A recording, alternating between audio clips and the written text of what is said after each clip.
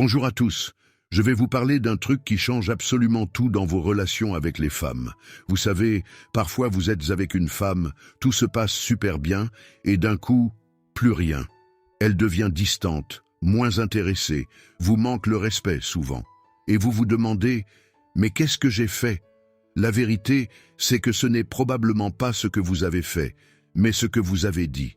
Et non, je ne parle pas de ces erreurs évidentes comme les remarques déplacées.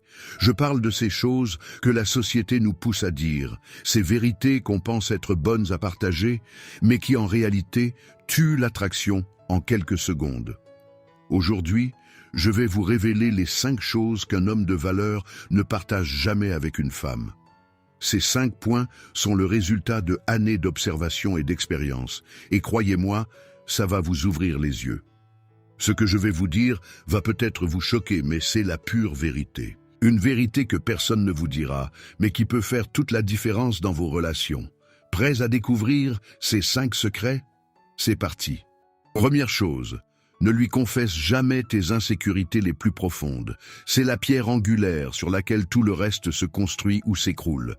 Écoute mon frère, laisse-moi te parler d'une vérité que beaucoup refusent d'accepter aujourd'hui. La plus grande erreur qu'un homme peut faire, c'est de confier ses insécurités profondes à une femme. Je sais, ça peut sembler contradictoire avec tout ce qu'on nous dit sur l'honnêteté dans les relations. Tu te dis peut-être, mais je dois être authentique, non? Bien sûr qu'il faut être honnête sur tes valeurs et tes objectifs. Mais il y a une énorme différence entre être transparent sur tes intentions et dévoiler tes faiblesses les plus intimes. Imagine la scène, tu lui confies que tu as peur de l'échec, que tu doutes parfois de toi-même. Sur le moment, elle va te réconforter, te prendre dans ses bras. Mais ce que tu ne vois pas, c'est que tu viens de planter une graine de doute dans son esprit. Inconsciemment, elle commence à se demander, est-il vraiment l'homme fort dont j'ai besoin? C'est comme dans la nature, le lion ne montre jamais sa faiblesse, même quand il est blessé. Pourquoi? Parce que la perception de la force est aussi importante que la force elle-même. Machiavel l'avait bien compris, le pouvoir n'est pas seulement ce que tu as, c'est ce que les autres croient que tu as. Quand les vrais défis arrivent, les problèmes d'argent, les crises familiales, vers qui crois-tu qu'elle va se tourner? Vers l'homme qui lui a avoué que ses fondations tremblent ou vers celui qui reste solide comme un roc face à l'adversité? Je ne te dis pas de devenir un robot sans émotion. Non. Ce que je te dis, c'est d'être stratégique. Tes batailles intérieures, tu les mènes en privé. Tu les règles à la salle de sport, en soulevant de la fonte jusqu'à ce que ton corps fasse taire tes doutes. Tu en parles à tes frères d'armes, à ton mentor, pas à ta femme. Ce qu'elle a besoin de voir, c'est le résultat final, ta force, ta détermination, ta certitude. Elle n'a pas besoin de voir le processus douloureux qui t'a forgé. C'est comme un grand chef qui ne montre que le plat final, pas le chaos de sa cuisine. Alors, la prochaine fois que tu sens cette envie de te confier, de chercher du réconfort, pose-toi cette question. Que préfères-tu? 5 minutes de consolation ou une vie entière de respect et de désir? Je sais que ce que je te dis va à l'encontre de tout ce qu'on nous enseigne aujourd'hui sur les relations modernes. Mais au fond de toi, tu sais que c'est la vérité brute. Une vérité que peu osent dire, mais que les hommes qui réussissent appliquent instinctivement. C'est dur à entendre, mais c'est la réalité du jeu. Tes insécurités sont comme ton code nucléaire, tu ne le partages pas, tu le protèges. Car une fois révélées, ces fissures dans ton armure ne peuvent jamais être effacées de son esprit. Erreur numéro 2. Parler constamment de ton passé avec d'autres femmes. Écoute bien ce deuxième point crucial. Ne parle jamais de ton passé avec d'autres femmes à une femme.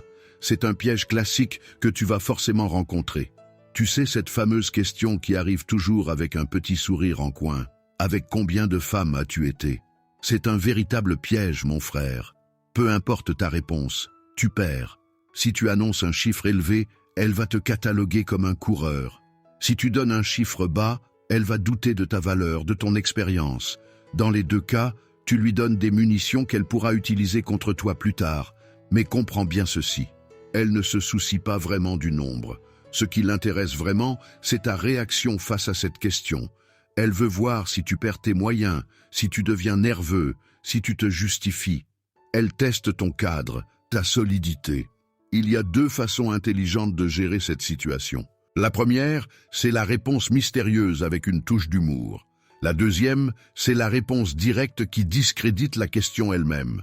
Par exemple, tu peux dire « J'ai eu assez d'expérience pour savoir exactement ce que je cherche ». Ça montre que tu as des standards élevés. Ou alors, plus direct, « Mon passé ne définit pas notre futur ». Ça établit immédiatement un cadre sérieux. L'essentiel, c'est de ne jamais donner de chiffres précis. Le vrai coup de maître, ce n'est pas de mentir, c'est de dévier la question avec élégance. Tu gardes le contrôle de la conversation sans tomber dans son piège. Retiens bien ça, ton passé t'appartient. Ce n'est pas un sujet de discussion, et certainement pas quelque chose que tu dois justifier. Un homme de valeur garde certaines choses pour lui, et son histoire avec les autres femmes en fait définitivement partie. Numéro 3. Ne révèle jamais ta situation financière exacte à une femme. Combien tu gagnes, combien tu as exactement sur ton compte. Écoute attentivement ce troisième point, c'est crucial. Ne révèle jamais ta situation financière exacte à une femme. Quand elle te demande « Que fais-tu dans la vie ? Tu gagnes combien par mois ou tu t'en sors bien ?» Ce n'est pas une simple conversation anodine. C'est une évaluation, une analyse de ton potentiel. Voici pourquoi être trop précis sur tes finances est une erreur stratégique majeure. Si tu gagnes peu, tu risques d'être catalogué comme un homme aux possibilités limitées. Si tu gagnes beaucoup, tu peux rapidement devenir un distributeur automatique à ses yeux, et ses attentes vont s'envoler. Tu sais, Machiavel donnait déjà ce conseil aux princes, ne jamais révéler l'étendue exacte de leur trésor. Pourquoi ? Parce que la perception du pouvoir est souvent plus importante que le pouvoir lui-même. Elle n'a pas besoin de connaître le solde de ton compte bancaire. Ce qu'elle doit percevoir, c'est que tu es un homme avec une vision claire, une direction. Au lieu de balancer des chiffres, donne-lui une perspective. Dis quelque chose comme « Je me débrouille bien pour prendre soin des miens et je construis quelque chose de plus grand pour l'avenir. » Dans le jeu de l'attraction et des relations, ces informations financières sont comme des armes. Et un bon stratège ne donne jamais ses armes à l'autre camp. Que tu gagnes 2000 ou 20 000 par mois, garde ça pour toi. Ce n'est pas de la malhonnêteté, c'est de la discrétion intelligente. N'oublie jamais, dès que tu commences à parler chiffres exacts, tu changes la dynamique de la relation. Tu passes d'un homme mystérieux avec du potentiel à un livre ouvert dont elle peut facilement évaluer la valeur. Garde cette part de mystère, c'est un atout précieux dans toute relation. Erreur numéro 4. Raconter en détail comment d'autres femmes t'ont trahi dans le passé. Écoute-moi bien, le quatrième point est absolument crucial. Ne raconte jamais en détail comment d'autres femmes t'ont trahi dans le passé. C'est une erreur fatale qui transforme instantanément un guerrier en victime aux yeux d'une femme. Je sais exactement ce qui se passe dans ta tête. Tu te dis, si je lui raconte comment mon ex m'a trompé ou comment on m'a utilisé pour mon argent, elle verra que je suis honnête, vulnérable. Elle aura de l'empathie et se dira qu'elle ne me fera jamais ça. Ça semble logique, n'est-ce pas? Mais c'est un piège mortel. La compassion qu'elle pourrait ressentir est temporaire, mais le doute que tu plantes dans son esprit est permanent. Dans le tribunal de l'attraction, tu ne te présentes pas comme un survivant honorable, mais comme une victime. Et laisse-moi te dire une vérité crue. Dans le code génétique d'une femme, l'attraction pour la victimisation est pratiquement nulle. Son subconscient, cette partie primitive et brutalement honnête qui gouverne le désir, ne va pas penser « Oh, le pauvre, comme il a souffert ». Non, elle va se demander « Pourquoi ces femmes l'ont-elles trahi? Qu'ont-elles vu que je ne vois pas encore? Y a-t-il en lui une faiblesse qui le rend facilement jetable ?» Bien sûr, elle ne te dira jamais ça en face. Elle te réconfortera gentiment, mais la graine du mépris sera déjà plantée. Tu n'es plus l'homme fort qu'elle cherchait à conquérir, tu es devenu un projet de réparation. Et crois-moi, une femme peut aimer rénover une maison, mais elle ne veut pas avoir à reconstruire son homme. Pense comme Machiavel. Imaginerais-tu un roi se lamenter publiquement sur les conspirations qu'il a subies? Non, le prince intelligent apprend en silence de la trahison, renforce ses défenses, élimine les menaces sans faire d'histoire et projette une image encore plus implacable qu'avant. Tes trahisons passées sont des médailles de guerre qui t'ont rendu plus fort, plus sage, plus sélectif. On les porte avec dignité, dans le silence. on ne les exhibe pas comme des lambeaux ensanglantés pour susciter la pitié. Si le sujet de tes relations passées vient sur le tapis, ne mens pas, mais redéfinis la narrative. Au lieu de dire « elle m'a trompé et brisé », dis plutôt « cette expérience a été essentielle pour m'apprendre la valeur de la vraie loyauté. Grâce à ça, je sais aujourd'hui exactement ce que je ne tolère pas et ce que je cherche chez une compagne. » Tu vois la différence? Dans le premier cas, tu es l'homme qui a été blessé. Dans le second, tu es l'homme qui a utilisé le feu pour se forger. Ton histoire t'appartient. Chaque trahison, chaque coup est une marche, mais seulement si tu choisis de t'en servir pour monter, pas pour t'asseoir dessus à pleurer. En partageant le drame, tu l'invites à te voir comme quelqu'un de fragile. En partageant la sagesse tirée du drame, tu l'invites à admirer ta force. C'est aussi simple que ça. Retiens bien ceci. Tes cicatrices sont les preuves de tes victoires, pas des sujets de conversation pour gagner de la sympathie. Un homme de valeur transforme ses blessures en sagesse, pas en histoire pour apitoyer les autres. Garde ta dignité, maintiens ton mystère et laisse tes actions parler de ta force plutôt que tes mots de tes faiblesses passées. Le cinquième et dernier secret est le plus intime et donc le plus dévastateur à révéler. Ne confesse jamais tes faiblesses structurelles à une femme. Écoute attentivement ce dernier secret, c'est probablement le plus crucial de tous. Ne confesse jamais tes faiblesses structurelles à une femme. Je parle de ces luttes internes, ces défauts de caractère que tu n'as pas encore surmontés. Ce ne sont pas les petits moments de doute dont je parle. Je parle de ces vérités brutales qui te définissent actuellement. Quand tu dis des choses comme « je manque de discipline »,« je commence tout sans rien finir »,« je ne contrôle pas mes impulsions avec l'alcool ou la nourriture », je suis trop paresseux pour poursuivre mes objectifs, ce ne sont pas des confessions de vulnérabilité, ce sont des aveux d'impuissance.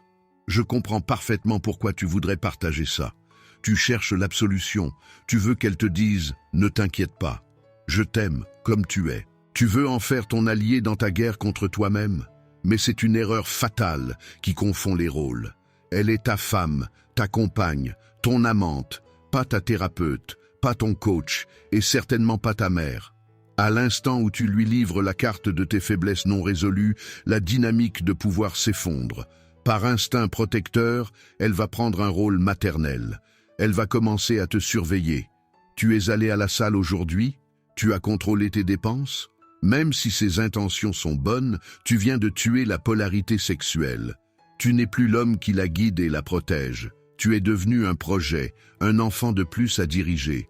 Soyons brutalement honnêtes. Une femme peut ressentir un amour profond pour son fils, mais elle ne ressentira jamais de désir sexuel pour lui.